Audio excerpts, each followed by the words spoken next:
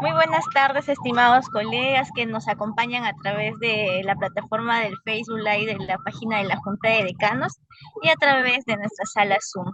Hoy iniciamos la semana de la Junta, los webinars en vivo, justo con el Comité Técnico Nacional Permanente, cuyo tema sería la metodología práctica para implementar un sistema de control interno en las organizaciones a cargo de nuestro ponente magíster CPC Alex Cuscano, que es miembro del Comité Técnico Nacional Permanente de la Junta de Decanos. Leeré un poco su resumen de su hoja de vida.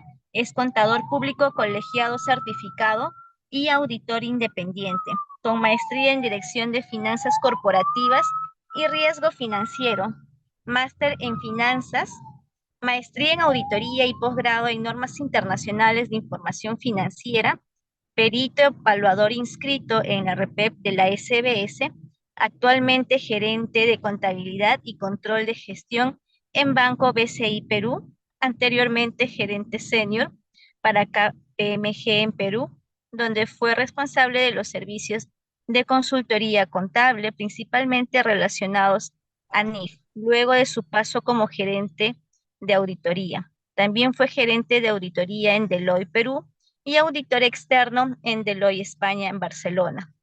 Docente en ESAN y la Universidad de Lima a nivel de pregrado y posgrado. Cuenta con más de 14 años de experiencia brindando servicios de auditoría, consultoría externa y 3 años en áreas de contabilidad. Es autor del libro de NIF, conocido como El Amauta de las NIF. Adelante, Magíster Alex Cuscano. Muchas gracias por participar aquí en la Semana de la Junta. Bienvenido. Buenas tardes, muchas gracias, Stephanie. Buenas tardes con todos los amigos que ya se vienen conectando al fanpage de la Junta de Decanos del Colegio de Contadores Públicos del Perú. Estamos iniciando una nueva semana de eventos de capacitación, como ya viene haciendo 3 ediciones anteriores, ¿no? Hoy en esta primera hora vamos a compartir un poco en relación al sistema de control interno en las organizaciones. Vamos a compartir una metodología práctica para poder implementar, ¿no? Entendemos a un sistema de control interno como ese conjunto de procesos, ese conjunto de actividades que una organización diseña, implementa y mantiene actualizado con el fin de ayudarle al cumplimiento de los objetivos, ¿no? Hay mucha literatura respecto al tema, incluso si hacemos búsqueda de cursos o especializaciones, pues hay especializaciones de varios meses que abordan todo lo relacionado al control interno. Y es que cada vez las organizaciones están reaccionando, están atendiendo estos temas, porque no se trata de realizar un gasto en lo relacionado a esto, sino hacer una inversión, ¿no? Toda organización hoy en día busca ser sostenible. A propósito de los temas de sostenibilidad que también se están desarrollando con bastante eh, ahínco los últimos años, ¿no? Hablamos ya de normas internacionales de información financiera de sostenibilidad, en la que vamos a tener que incluir también información relacionada a cómo las organizaciones gestionan sus riesgos para poder llegar a ese objetivo, ¿no? Entonces, los sistemas de control interno que se implementan en una organización, pues tienen ese objetivo principal, ¿no? Ayudar a las organizaciones a cumplir los objetivos y dentro de ellos están los objetivos estratégicos como los de ser sostenibles en el tiempo, ¿no? Y, ¿por qué no también hablar de una organización que esté cada día más atenta a los cambios que se producen en el mundo, como por ejemplo el tema de el cambio climático, ¿no? Entonces, de eso vamos a conversar esta primera hora de este martes. Voy a compartir el material que tenemos preparado. Eh, un segundo.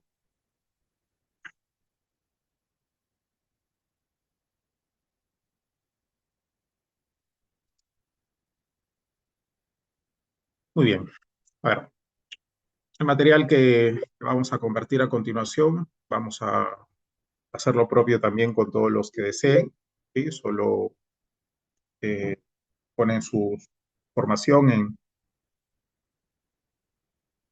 en la transmisión y posteriormente se les puede hacer entrega, ¿no? A ver, vamos a ubicarnos aquí, ¿no? Vamos a ubicarnos en esta organización. Una organización que está conformada por su gobierno corporativo, ¿no? Iniciando por los accionistas, que son los propietarios, están los directores a los cuales se les cede la posta para que ellos puedan dirigir, está también la gerencia y está toda la parte operativa, ¿no? Todos forman parte de una organización.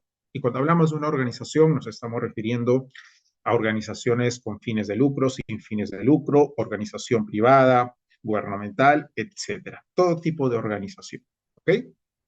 Entonces, toda organización se plantea distintos objetivos internos, ¿no? Hay procesos o jefaturas o departamentos o áreas, como queremos denominar, ¿no?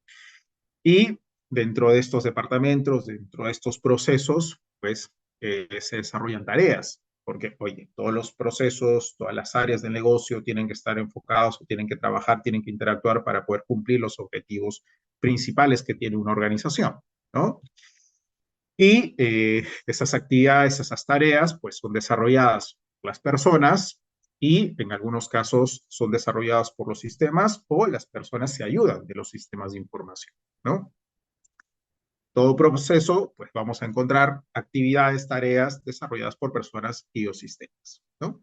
Todos con el fin, como decíamos, de dar los pasos para cumplir los objetivos. Dentro de los objetivos que tiene una organización, pues tenemos a los objetivos estratégicos, de los cuales se desprenden lo que conocemos como misión, visión, la filosofía, ¿no? Dentro de los objetivos estratégicos, como mencionábamos hace unos minutos, pues está lo que conocemos como la sostenibilidad. A eso apuntan las organizaciones, bueno, no todas, ¿no? Hay organizaciones que se crean con el fin de estar solo un periodo de tiempo, ¿no? Como los patrimonios fideicometidos o los fideicomisos, que tienen a veces duración de 5, 10, 15 o 20 años, ¿no?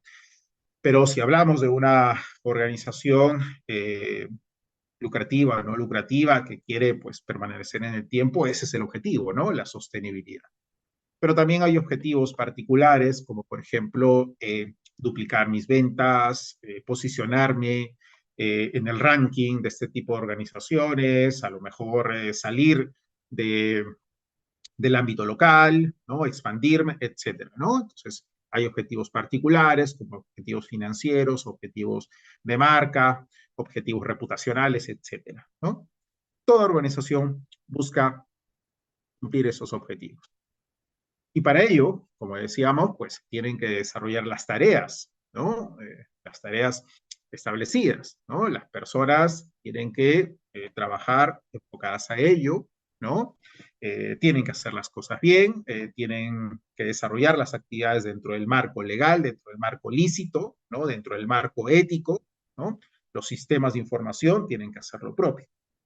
Entonces, si estuviéramos en un escenario en el que, oye, las tareas se realizan de forma correcta, de forma eficiente, sin errores, las personas actúan bajo un comportamiento lícito, ¿no? Correcto, ético, ¿no? Nadie se equivoca, los sistemas hacen lo propio, pues, oye, eh, todo marcharía correctamente, y por ende pues, cumpliría los objetivos, ¿no? Todos los objetivos que se ha plantado una organización.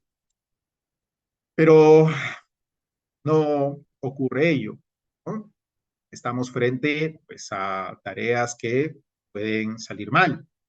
Estamos frente a personas que podrían cometer errores, ¿no? Sea de forma intencional o no. Ya estaríamos hablando, por ejemplo, de fraudes. O incluso los sistemas también, por más sistema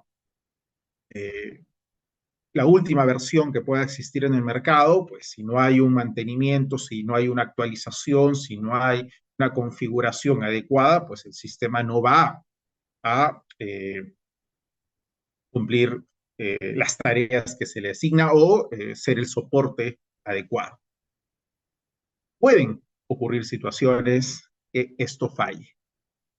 Entonces, lo que conocemos como el sistema de control interno permite identificar esas situaciones que pueden salir mal, lo que conocemos dentro de la literatura, ¿no? De auditoría, dentro de la literatura de control interno como los riesgos, ¿ya? Entonces, el sistema de control interno permite identificar esas situaciones que pueden salir mal, identificar esos riesgos para poder gestionarlos. Y cuando hablamos de gestión, estamos hablando de prevenir de que esos riesgos ocasionen un impacto negativo a la organización, ¿no? Cuando hablamos de gestión, nos referimos a detectar en el momento que ocurre o sencillamente, pues, aceptar la situación que va a ocurrir, ¿no? Siempre y cuando esté dentro de nuestra tolerancia, decirlo de alguna manera, ¿no? Entonces, fíjese cómo, más allá de utilizar términos complejos para poder definir lo que es un sistema de control interno, pues es un sistema, ¿no? Que nos ayuda a identificar todas aquellas situaciones que podrían salir mal, es decir, identificar todos aquellos riesgos para poder gestionarlos, de tal manera que la organización, al gestionar estos riesgos, no lo limite o no lo detenga en el camino que está transcurriendo para dar cumplimiento a los objetivos, ¿no? Es decir, que el carro no se detenga, que siga marchando, que siga dentro de la ruta para cumplir su objetivo, ¿no? Porque esas situaciones que podrían salir mal harían que el carro se detenga, que el carro retroceda, que el carro se desvíe, pero eso es lo que no veremos. Ahí está finalmente lo que viene a ser el objetivo de un sistema de control interno. Ahora, bajo esta definición, nótese lo importante que resulta que los encargados del gobierno se convenzan del objetivo del control interno. ¿Para qué? Para que lo consideren una inversión y ya no un gasto, como ocurre en la actualidad, ¿no? Si hablamos con los encargados de gobierno de las organizaciones y principalmente de las pequeñas y medianas empresas, empresas familiares que son las que abundan en nuestro país, las que abundan a nivel regional, pues todavía el pensamiento está asociado de que estos temas siguen siendo un gasto, no una inversión. Entonces, es oportunidad para nosotros, los que nos desempeñamos dentro del mundo empresarial, para hacerles entender lo contrario, ¿no? Pero bajo la definición, ¿no? Bajo la definición que acabamos de compartir. ¿Por qué? Porque, oye, ¿qué accionista, qué director, qué gerente no quiere cumplir los objetivos, ¿no?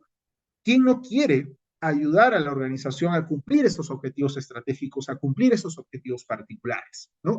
Pero no te has dado cuenta que, por ejemplo, tu mala gestión tributaria, tu mala gestión contable y financiera, tu mala gestión del producto, tu mala gestión de los inventarios, etcétera, pues está haciendo de que el carro se detenga, está haciendo que el carro se desvíe, está haciendo que a lo mejor el carro retroceda.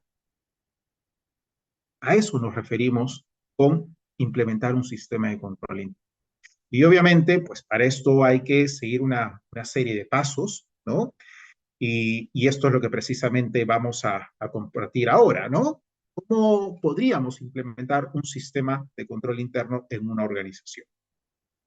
Para esto nos vamos a colocar el gorrito de consultores, ¿no? Vamos a ponernos en el escenario hipotético de que nos están contratando a nosotros para ayudar a una organización a diseñar e implementar un sistema de control interno en su área de gastos, ¿ya? Así como se pretende implementar en esta área, en este proceso, pues se tendrá que hacer lo mismo para las otras áreas, para los otros procesos, de tal manera que en toda la organización hablaríamos ya de un sistema de control interno, ¿no? Para ello, pues habrían que priorizar primero las áreas, oye, cuáles son las áreas que son más críticas o aquellas áreas donde interviene mayores recursos, ¿no? Qué sé yo, de tal manera que vamos a apuntar a abordar primero estos procesos, ¿no? A ver, miren, esta metodología que vamos a compartir a continuación, que es una serie de pasos, recoge la literatura que está prescrita en el marco integrado de control interno, ¿no? Más conocido como el enfoque COSO, ¿no? Se, el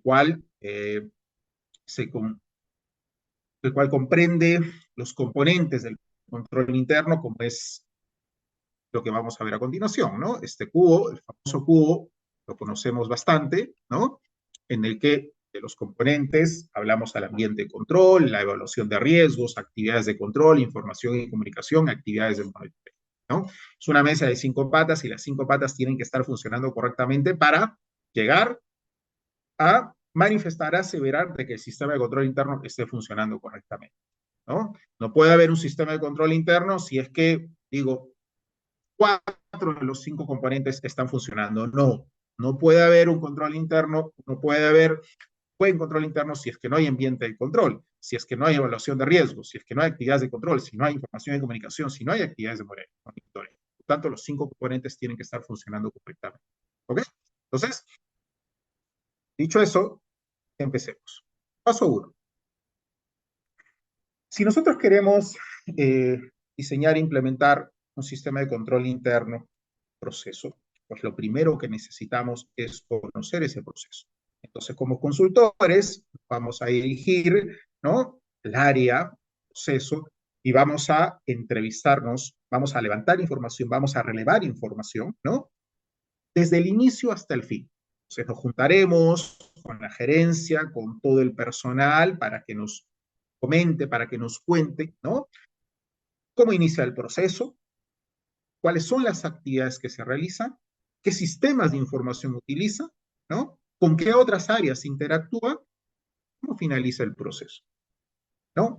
Entonces, esto lo llevamos a cabo, repito, con entrevistas con todo el personal involucrado, podemos revisar flujogramas que la misma entidad haya podido elaborar, ¿no? Y también podemos revisar manuales. Hay algunas entidades que han elaborado manuales, todo con el objetivo de poder ordenar también las actividades. Entonces, yo como consultor puedo utilizar todas estas herramientas para poder conocer el proceso. Porque, oye, ¿cómo yo pretendo, ¿no?, identificar situaciones que pueden salir mal, tareas que se pueden realizar mal, ¿no?, si es que yo no conozco cuáles son esas tareas? Por lo tanto, necesito conocer el proceso, como paso número 1. Paso número 2. Así como en auditoría utilizamos esa frase de que todo lo que no está documentado no está hecho, es algo similar, estemos aquí. Si ya tenemos ese entendimiento, pues hay que documentarlo, hay que plasmarlo, ¿no? Y podemos utilizar la técnica o la herramienta, mejor dicho, de las narrativas, en donde a modo de cuento, ¿no?, empiezo a documentar desde el inicio hasta el fin, ¿tá? Un cuento, tal y como es. O puedo utilizar los flujogramas, ¿no?, que son más amigables, que son más prácticos, porque, oye, a veces los grafiquitos nos ayudan a conocer mejor todo el proceso. Eh, si hablamos de flujogramas, hay toda una literatura también que te habla sobre el significado de cada uno de estos gráficos, ¿no? Hay algunos gráficos de inicio, de fin, hay algunos gráficos o figuras de decisión, hay unas figuras de análisis, figuras de sistemas de información, etcétera, ¿no? Pero ya es cuando llegamos a un nivel, pues, un poco más mediano o elevado sobre desarrollo de programas, ¿no? Entonces, lo que buscamos a este punto es plasmar el entendimiento que tenemos del proceso. Perfecto. Entonces, damos a rienda suelta toda nuestra destreza gráfica, ¿no? Y empezamos, ¿no? Oye, mira, inicia con la recepción de la orden de pedido de un área usuario.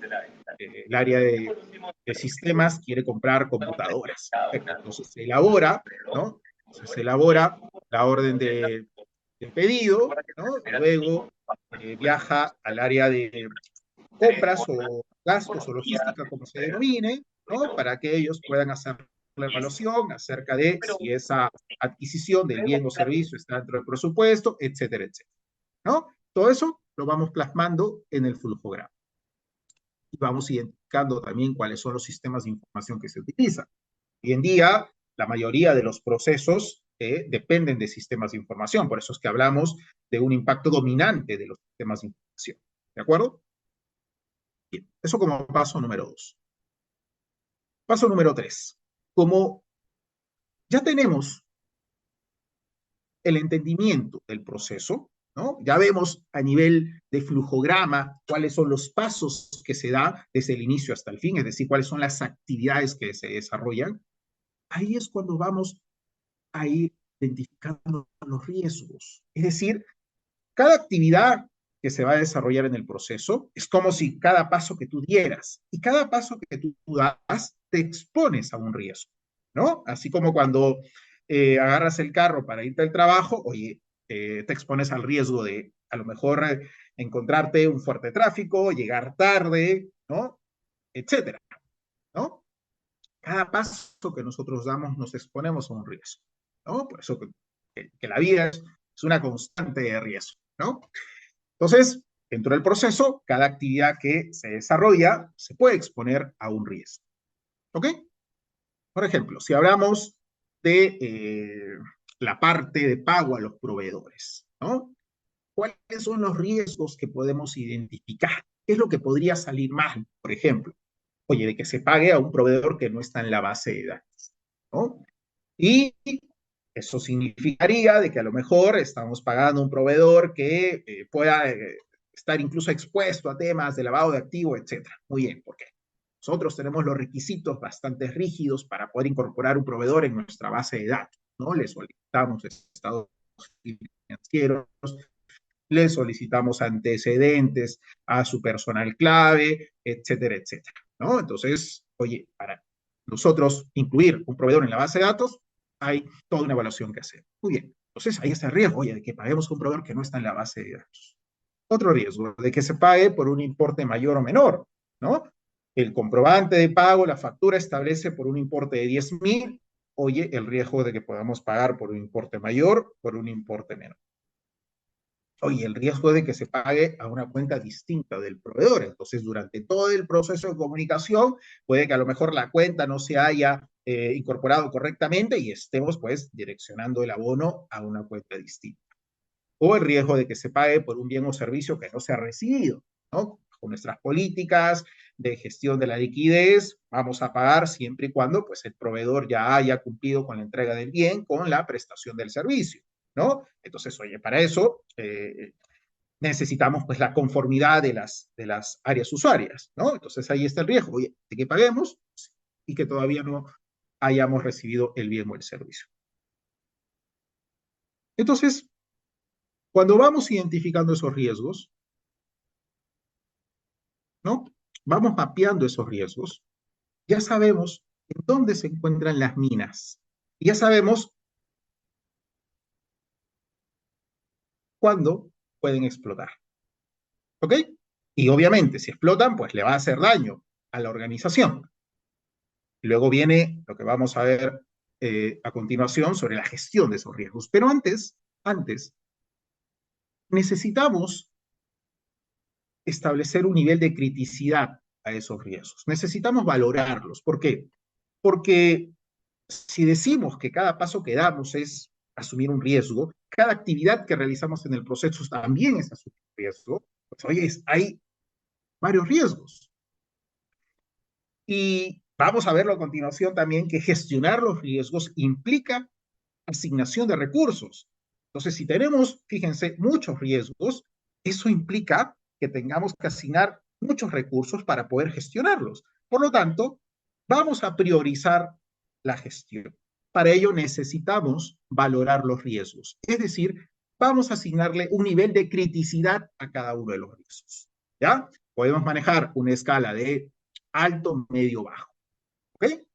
Vamos a clasificar a los riesgos como altos, como medios, como bajos. De tal manera que cuando llegue el momento de gestionarlos, pues, ¿cuál voy a querer gestionar primero? Los riesgos altos, porque son los que le van a hacer más daño a la organización, ¿no? Y hay distintos esquemas o distintas metodologías también para poder valorar los riesgos. Una de ellas es la metodología de los cuadrantes, cuando evalúas el impacto, ¿no? Y la probabilidad de ocurrencia, ¿ya? Si hablamos de un riesgo, ¿no? Que puede tener un impacto alto, una probabilidad de ocurrencia alto, pues el riesgo en conclusión será alto, ¿no? Si hablamos de que el riesgo puede tener un impacto alto, pero probabilidad de ocurrencia baja, riesgo medio, o si el impacto es bajo y la probabilidad de ocurrencia es alta, riesgo medio, y si tanto el impacto como la probabilidad de ocurrencia son bajos, pues el riesgo será clasificado como bajo. ¿Ok? Ahora, si eso lo trasladamos a otros escenarios, por ejemplo, auditoría interna, ¿no? Llegamos a utilizar incluso un enfoque bajo 8, 16 o 32 cuadrantes, ¿ya? Es más, además de darles una clasificación, se le coloca un importe, es decir, en términos monetarios, ¿ya? Hablamos de alto cuando el riesgo puede ocasionar pérdidas entre 50.000 a 100.000 soles, ¿no? Y hablamos de bajo cuando el riesgo puede ocasionar pérdidas entre 500 a 1.000 soles. Muy bien, de tal manera que si es que no gestionas ese riesgo alto, pues ya estamos calculando el importe de pérdida en términos monetarios que tendría la entidad y obviamente tú vas a querer ir a gestionar aquellos riesgos que te hacen perder más la mayor cantidad de recursos, ¿no? Por ejemplo, ¿no? Si hablamos de una empresa de servicios, nosotros sabemos que la empresa de servicios, por ejemplo, de consultoría, tiene pocos activos fijos, ¿ya? Y muchas veces operan en locales alquilados. Entonces, una empresa de servicios adquiere un terreno para el funcionamiento de sus oficinas, ¿ya? ¿Sabes qué? Vamos a comprar un terreno y ahí vamos a construir nuestras oficinas. Muy bien. Entonces, si nosotros evaluamos bajo este enfoque el nivel de riesgo, nosotros diríamos lo siguiente. Oye, hay varios riesgos asociados a la compra del terreno. Muy bien. Ejemplo, que el terreno no esté en una zona estratégica o que a lo mejor el terreno se haya comprado con gravamen o que a lo mejor el terreno no esté en una zona con buen suelo para construir un edificio, qué sé yo, ¿no? Entonces hay muchos riesgos asociados. Pero si evaluamos el impacto y la probabilidad, nosotros diríamos, oye, el impacto, ¿no? El impacto de no realizar una buena compra del terreno, que no esté en zona estratégica, que no sea un buen suelo, etcétera, es alto, ¿no? Porque no todos los días inviertes comprando un terreno. Por tanto, el impacto es alto. Pero cuando hablamos de probabilidad de ocurrencia, aquí es distinto, porque no es que siempre, como decíamos, estés comprando un terreno. Lo haces uno cada 50 o 100 años, ¿no? Entonces, la probabilidad de ocurrencia es baja. Por lo tanto, bajo esta metodología, impacto alto y probabilidad de ocurrencia bajo, estaríamos hablando de un riesgo medio. Sería distinto si hablamos de un negocio inmobiliario, ¿no? Esta es una empresa inmobiliaria, pues, que adquiere terrenos para comercializar, ¿no? Adquiere terrenos para sanearlos, venderlos, o dentro de ese terreno construir y vender, etcétera, ¿no? Y hay riesgos asociados también a la compra de este terreno. Por lo tanto, ¿qué ocurre aquí? El impacto respecto a esos riesgos es alto, porque sabemos pues que en términos monetarios la inversión es significativa. Y por otro lado, la probabilidad de ocurrencia del riesgo es alto, porque tú estás comprando siempre terrenos. Podrías estar comprando varias veces en el mes terrenos. Por lo tanto, cada cuántas veces puede hacernos daño el riesgo, es decir, cada cuánto tiempo ocurre esa situación, cada cuánto tiempo podría una situación sexual, es alto.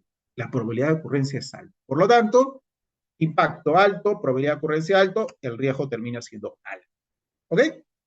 Entonces, le vamos asignando niveles de criticidad a los riesgos. Ya va tomando forma, ¿no? Va tomando forma esta metodología. ¿Sí? Conocemos el proceso, documentamos el conocimiento del proceso, vamos identificando los riesgos y vamos asignándole un nivel de criticidad. ¿Ok? Vamos al paso 4. Oye, si yo ya sé dónde están ubicadas las minas, si yo ya sé, ¿no? ¿Qué es lo que podría salir mal? Si yo ya sé cuáles son los riesgos y qué nivel de criticidad tienen esos riesgos, pues yo no me puedo quedar con los brazos cruzados. Ahí es cuando tenemos que responder a esos riesgos. Es decir, tenemos que gestionar. Y la palabra mágica dentro de esta gestión de los riesgos es realizar una actividad enfocada, direccionada, que responda a ese riesgo. con el objetivo de mitigarlo, detectarlo, prevenirlo, coberturarlo, como quieran denominar. ¿Ok? Y esa actividad es una acción. Ah, no, yo tengo que verificar, tengo que controlar, tengo que revisar, tengo que conciliar, tengo que cruzar. ¿Ah? Es una actividad, es una acción. Aquí utilizamos el verbo. En otras palabras, tenemos que responder a esos riesgos con una actividad de control, simplemente como la denominamos. El control es el que va a responder ese riesgo. Entonces, dentro de la gestión de los riesgos, ¿no? Los controles responden a esos riesgos. Entonces, oye, ¿cómo puedo evitar el riesgo de evitar pagar doble? Oye, entonces cada vez que haces el pago, da de baja esa factura, sácala de tu reporte de cuentas por pagar. Entonces, hago un análisis, hago una revisión, hago un cruce, ¿no? Pagar una factura. Ok, ¿cuál es el riesgo? Oye, que pague sin antes haber recibido el bien o el servicio. Muy bien, entonces pagamos siempre y cuando exista la conformidad del área usuaria. ¿Ok? Entonces, a ver, ¿dónde está la conformidad? Aquí está. Reviso, concilio, verifico, cotejo, ¿ah? Que esté la conformidad del área usuaria. ¿Te llenan las computadoras? Sí, perfecto. ¿Está en buenas condiciones? Sí. ¿Está de acuerdo a los términos de referencia? Sí, perfecto. ¿Ok? Muy bien. Entonces, tenemos, ya lo revisamos, lo hemos verificado, lo hemos conciliado, por lo tanto, procedemos al pago. Entonces, los controles es la acción que finalmente toma la entidad para poder responder a esos riesgos. ¿Ok? Y hablar de controles es de diseñarlo. Y cuando hablamos del diseño, no solamente voy a decir, para mitigar ese riesgo voy a controlarlo, voy a verificar, voy a conciliar, voy a cruzar, voy a analizar, voy a revisar. Ok, ¿no? Pero tienes que ser más explícito, porque cuando tú diseñas un control, tienes que responder las siguientes preguntas. ¿Qué se está haciendo? ¿Quién lo va a hacer? ¿Dónde se hará? ¿Cuándo se hará? ¿Cómo se hará? De tal manera que esto quede plasmado como un procedimiento, que luego vamos a ver tiene que estar formalizado también, para que independientemente la persona, porque no hablamos de personas, sino hablamos de funciones, hablamos de posiciones, hablemos de cargo, ¿ya? Lo realice. Entonces, si hoy Alex está laborando y después se va, cualquiera que lo reemplace ya sepa qué es lo que tiene que hacer porque así se ha diseñado el control y el control se diseña con el objetivo de poder gestionar ese riesgo. Entonces, no solo es colocarle el título, ya, vamos a conciliarlo, vamos a controlar, como siempre se dice, ¿no? Sí, pero ¿qué es lo que vas a hacer? ¿Cómo lo vas a hacer? ¿Quién lo va a hacer? ¿Cada cuánto tiempo se va a hacer? ¿Cómo se hará? Esa es la forma en la que se tiene que finalmente diseñar un control. ¿Ok? Porque estos controles van a ser realizados por personas, aquí es cuando hablamos de controles manuales, pero también los sistemas de información ayudan a ejecutar, por si no lo hacen directamente, el control. Ahí estaremos hablando también de controles automáticos. Y aquí está la parte en la que decíamos que, para gestionar los riesgos se tienen que realizar actividades de control, pero ¿quiénes van a hacer las actividades de control? No se van a hacer solas, las van a hacer las personas, van a hacer los sistemas. Por eso es que estamos hablando de asignación de recursos y eso equivale a inversión.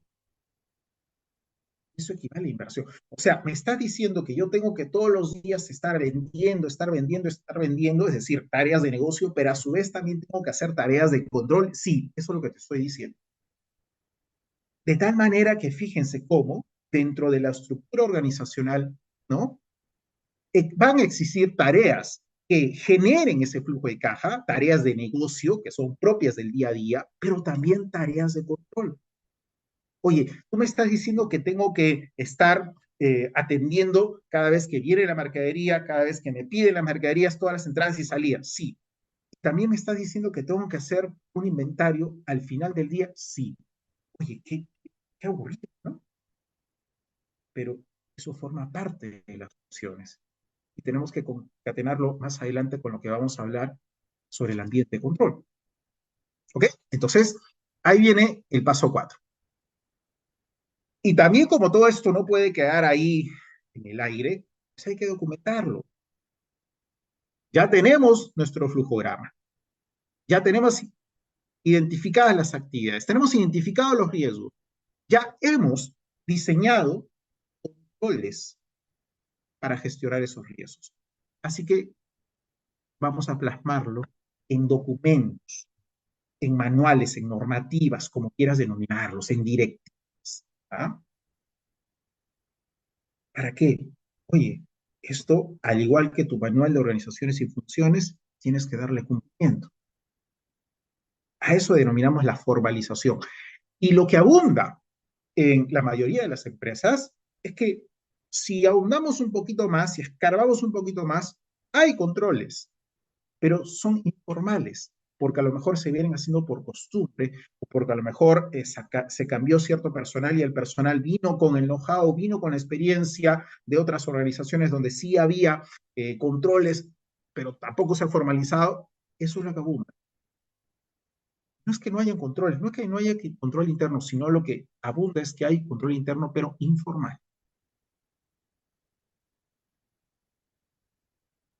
Para que pueda prosperar, ¿no? Eh, este sistema de control interno, tenemos que ser conscientes de que todo el personal tiene que estar involucrado. ¿Por qué? Porque cada área, cada proceso, ¿no? Tiene sus objetivos particulares. Todos se alinean a los objetivos principales, objetivos generales que tiene la organización. Por lo tanto, hablar de control interno es hablar de la misma manera como se hablan de las metas, como se hablan de los presupuestos, ¿no? No podemos pensar únicamente en crecimiento si no vamos ordenados, si no vamos controlados. Ahora, Alex, pero a ver, yo quiero concentrarme en mi negocio, ¿no? No quiero estresarme de que tengo que controlar, etcétera. Sí, pero hay que manejar un equilibrio. Hay que manejar un equilibrio, ¿no? Tampoco es irnos a los extremos, ¿no? Mira, yo soy una entidad que vendo mercaderías al crédito. Ya, pero si me vas a poner acá muchos controles, si me vas a decir que el cliente tiene que tener estos requisitos, que tiene que tener estos niveles de venta, que tiene que tener estas garantías, pues al final a nadie voy a poder venderle mercadería de crédito y nos quedamos sin ventas. Entonces, oye, no, tampoco nos podemos ir a los extremos. Y tampoco es que vas a darle ventas al crédito a cualquier entidad. ¿Ah? Tus ventas van a estar ahí, pero luego para cobrarlas es otro tema. Entonces hay que buscar un equilibrio. Y ahí consiste el éxito de todo ello, de poder manejar las actividades de negocio y las actividades de negocio. Ahora, si nosotros pensamos de que ya, mira, hemos formalizado nuestro programa con los riesgos, con los controles, y ahí terminó el trabajo, un momentito. ¿Cómo tú te aseguras de que efectivamente esos controles se están ejecutando? Ah, no, pues, oye, ya saben que el control interno es importante, así que tienen que estar ejecutándolos. Sí, pero volvemos a lo mismo, ¿no? Entonces, oye, si dejamos tareas de control y no las supervisamos, no las monitoreamos, corremos el riesgo de que no se realicen o que no se realicen correctamente. Entonces, tiene que haber supervisión, tiene que haber monitoreo, ¿ok? Pero el mismo personal del área, pues no va a realizar una autoevaluación, ¿no? Eso puede sesgarlo, ¿no? Si te preguntan, oye, gerente de compras, ¿cómo vas con tus tareas de control? Oh, muy bien, acá cumplimos todo dentro de lo establecido, etcétera, ¿no? Tiene que ser un área independiente la que se encargue de realizar ese monitoreo. Tiene que ser un área, ¿no? distinta a la del proceso, si es que no existe, por ejemplo, esa área independiente, como resulta ser auditoría interna, ¿no? Auditoría interna tiene dentro de sus funciones principales monitorear la ejecución de los controles, ¿no? Auditoría interna es un área independiente a las áreas, a los procesos de negocio, ¿no? Entonces, auditoría interna elabora su plan de trabajo, donde selecciona los procesos que van a estar bajo su revisión en el periodo. Ahora, para hacer monitoreo, para hacer supervisión, pues también se necesitan recursos, ¿no? El área puede estar prendido por una sola persona o por un equipo, entonces se podrá dar abasto para cubrir más procesos, menos procesos. Incluso se terceriza también el trabajo de auditoría interna, ¿no? Y la selección de los procesos podrá responder también a una cuestión de juicio, podrá responder a una cuestión de criticidad. Oye, ¿sabes qué? Vamos a cubrir los procesos más importantes, los procesos donde a lo mejor se pueda perder mayor cantidad de recursos, ¿no? Entonces, este proceso de supervisión, estas tareas de supervisión, estas tareas de monitoreo, tienen como objetivo, ¿no? Verificar si efectivamente están ejecutando los controles, ¿no? Sirve para evaluar el sistema de control interno, mantenerlo actualizado. Que puede ocurrir que se esté ejecutando un control cuando en realidad ese riesgo a lo mejor ya no es alto, sino pasó a medio, pasó a bajo, porque ya no hay tanta probabilidad de ocurrencia, qué sé yo. Entonces, todo lo relacionado al sistema de control interno resulta ser dinámico, que responde a las actividades del negocio, y las actividades del negocio pues, hoy en día no suelen ser permanentes o no suelen ser no se van a realizar siempre de la misma manera, ¿no? Los negocios hoy en día cada vez son más creativos, cada vez están diversificándose, ¿no? Reinventándose, entonces, por obvias razones, el sistema de control interno también tiene que ir respondiendo a las necesidades de cada periodo, de cada realidad. ¿Okay? Entonces, auditoría interna elaborará sus informes, ¿no? Oye, mira, a lo mejor estos controles no se están desarrollando de acuerdo a lo que se ha diseñado, ¿no? A lo mejor deberíamos aumentar la frecuencia del control, ¿no? Etcétera. Hemos identificado estos errores y la causa es que precisamente no se han ejecutado los controles, etcétera, ¿no? Entonces ahí saldrán los informes, se harán mediciones, sacarán también indicadores, ¿no? Y de esa manera mantenemos actualizado, seguimos teniendo la seguridad, pues, de que el sistema de control interno está respondiendo a las necesidades vigentes de la organización. Y como paso número 8, y no es que lleguemos a esta instancia recién implementar lo relacionado al ambiente de control, sino que hablar del ambiente de control es tan complejo porque no es solamente decir, ya, vamos a implementar y vamos a generar un ambiente de control adecuado en la organización. Cuando hablamos de ambiente de control, nos estamos refiriendo a ese nivel de conciencia, a ese nivel de compromiso que tienen las personas para poder participar adecuadamente en lo que denominamos el sistema de control. Básicamente, en ser consciente que las tareas de control se están efectuando para cumplir los objetivos de la organización. Es distinto cuando tú le preguntas a un tesorero o a un analista de tesorería, oye, analista de tesorería, ¿por qué haces las conciliaciones bancarias todas las semanas? No, yo hago las conciliaciones bancarias porque mi jefe me odia. Jefe sabe que las conciliaciones bancarias es un dolor de cabeza, tengo que estar todo el día revisando los cargos y los abonos, los cursos, etcétera. Por eso es que lo hago, porque me odia, ¿no? Por eso tengo que hacerlo, porque me odia. O si le preguntas al almacenero también, ¿y por qué tienes que hacer los inventarios todas las semanas? Ah, no, porque aquí, además de hacer mis trabajos del día a día, quieren que haga los cruces, los inventarios, no sé para qué lo querrán, pero me piden el informe y tengo que dar comunicación de los sobrantes, faltantes, etcétera. Claro. Entonces, ese ambiente con el que vienen desarrollando las tareas de control, ¿no? Podrían ocasionar de que no se hagan las tareas de control o se hagan simplemente por cumplir. Ya voy a poner que sí, analicé el cargo, el abono, voy a cumplir que no hay diferencia, voy a poner en el informe que no hay diferencias, que todo está ok. Y todos tendrían una expectativa distinta de lo que realmente ha sido la actividad de control.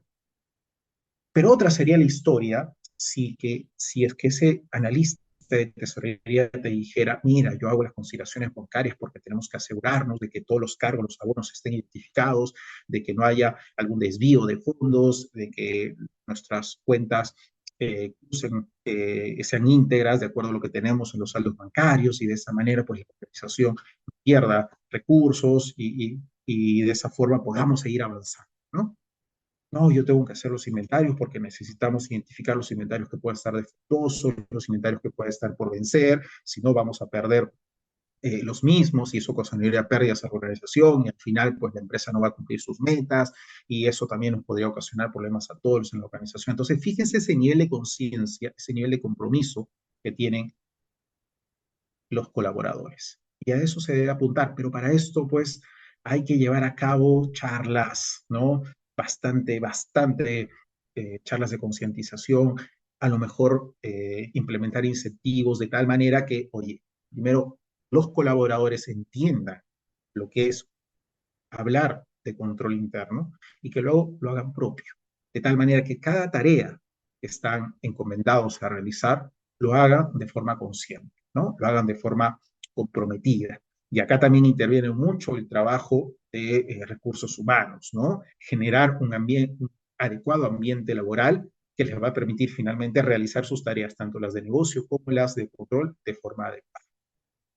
Y como ven, en esta serie de pasos hemos podido abordar cada uno de los componentes que forman parte del marco integrado de control interno, más conocido como hemos hablado de ambiente de control, hemos hablado de evaluación de riesgos, cuando teníamos que identificarlo, cuando teníamos que establecer su nivel de criticidad, hemos hablado de actividades de control como aquella actividad que gestiona los riesgos, busca cubrirlos, prevenirlos, detectarlos, coberturarlos, ¿no?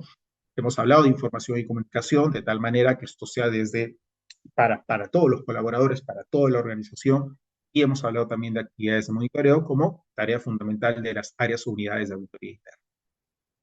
Bien, esto era lo que quería compartir con ustedes. Espero que hayamos podido conceptualizar, definir términos más sencillos, en términos no tan técnicos, lo que es el sistema de control interno y sobre todo compartir una metodología práctica para que puedan eh, implementarlo en las organizaciones, ¿no? No sé si hay algunas preguntas, Stephanie, ahí de los colegas, de los que han estado participando, para poder abordarlas sin ningún problema, ¿no? Muchas gracias, Alex. Claro que fue, y como usted lo menciona, es adecuado establecer una metodología práctica para lograr implementar un adecuado sistema de control interno. Y la exposición que nos brindaste fue bastante detallada, bastante concisa, muy práctica para poder implementarlo en las organizaciones. Tenemos una pregunta del colega Eder Rojas Cruzado, en la cual menciona, ¿se puede implementar indicadores que ayude a gestionar el control? ¿Cuáles podrían ser? Sí, claro que sí. Ya cuando hablamos de sistemas de control interno implementados, podemos acompañar la evaluación del cumplimiento con ciertos indicadores. Eh, Uno de los indicadores es el cumplimiento en sí oportuno de las actividades de control. Otro de los indicadores es que, partiendo de las observaciones que hace auditoría interna, ¿no? El grado de cumplimiento de abordarlas, es decir, de implementarlas, de tal manera que, oye, sí, pues son situaciones a lo mejor aisladas y ya no va a volver a ocurrir, así que no esperan meses o años incluso para levantar esa observación, sino que actúan de forma inmediata, ¿no? Lo gestionan. Otro de los indicadores también es cuando la misma área identifica nuevas actividades o a lo mejor el área identifica algunos riesgos que pueden cambiar de grado de criticidad, de tal manera que es como levantar la mano y decir, oye, necesitamos una actualización de lo que tenemos ya mapeado, ¿no? Y esa tarea de mantener actualizado la matriz de riesgos no debería resultar ser, pues, oye, de control interno si es que hay esa área o de auditoría interna hasta que lo detecte, sino la misma área, ¿no? El mismo personal que está involucrado, los mismos colaboradores al interno, son los llamados a mantener actualizada esa matriz, porque finalmente, oye, es la zona en la que se encuentran las minas y son ellos las que podrían pisarla y en cualquier momento hacer explotar y que la organización pierda recursos, ¿no? Entonces, esos serían algunos de los indicadores que se podrían también implementar, ¿no? Claro que sí, muchas gracias, Alex. También hay un comentario de Carlos Suculmana. Saludos, Carlos. Afirmativo, sin conciliación bancaria, oposición de bancos es más que necesario, ¿no? Además, Carmen Sánchez menciona, la implementación de un sistema de control interno se puede hacer con el mismo personal de la entidad o se contrata a una consultora. Sí. En realidad, cualquiera de los dos caminos se pueden seguir, ¿no? Si hablamos, por ejemplo, en la mayoría de empresas en nuestro país, en la región, que son pequeñas y medianas, a lo mejor contratar a un consultor puede resultar ser oneroso. Oye, entonces, ¿por qué no creamos un equipo al interno de tal manera que somos nosotros mismos los que llevamos a cabo esto? Pero para eso se necesitan herramientas, ¿no? Herramientas, se necesita el conocimiento. Entonces, a lo mejor sí o sí tendríamos que acudir para que exista una capacitación, o a lo mejor uno de los colaboradores conoce, ha llevado su especialización de control interno, empiezan a dar los primeros pasos, sea que lo haga la organización de forma directa o que lo haga con un tercero, pues al final se cumple el objetivo, ¿no? El objetivo es implementar poco a poco un sistema de control interno, como decíamos, primero abordando, cubriendo las áreas o los procesos más críticos y luego hacerlo ya para toda la organización. Claro que sí, muchas gracias, Alex. Muchas gracias por este tiempo, por este espacio brindado a todos nosotros. No hay más preguntas ni otros comentarios adicionales en las cuales los colegas puedan compartir con nosotros. Y creo que esta semana de la Junta y estos webinars es para eso, ¿no? Compartir con ellos, absolver algunas dudas que ellos tengan, ¿no? Muchas gracias por el espacio, por el tiempo, brindarnos tu experiencia, tu conocimiento con nosotros en esta hora que ha sido muy importante, muy productiva para todos nosotros. Muchas gracias, Alex. Te agradecemos bastante. Esto, no, gracias a ustedes y que los colegas sigan disfrutando el resto de eventos que se vienen hasta el día jueves. Buenas noches. Claro que sí, Alex. Un abrazo, cuídese.